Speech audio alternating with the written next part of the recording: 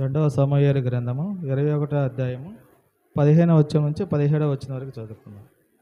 ఫిలిష్తీయులకును ఇజ్రాయేలీయులకును యుద్ధము మరలా జరగగా దావీదు తన సేవకులతో కూడా దిగిపోయి ఫిలిష్తీయులతో యుద్ధము చేయనప్పుడు అతడు సొమ్మసిల్లాను. అప్పుడు రెఫాయీయుల సంతతి వాడగు ఇష్బిబేను అని ఒకడు ఉండెను. అతడు ధరించి ఉన్న ఖడ్గము క్రొత్తది, వాని ఈటె 300 తులముల ఎత్తు ఇత్తడగలది. నేను దావీదును చంపెదనని అతడు చెప్పి ఉండెను.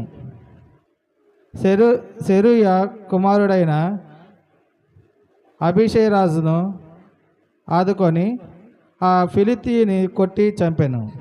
దావీదు జనులు దీన్ని చూచి, ఇజ్రాయేలుకును దీపమాగు నీవు ఆరిపోకుండానట్లు నువ్వు ఇక మీదట మాతో కూడా యుద్ధమునకు రావద్దని అతని చేత ప్రమాణము చేయించిరి. దేవుడి పరిశుద్ధ వాక్యం దీవించును గాక.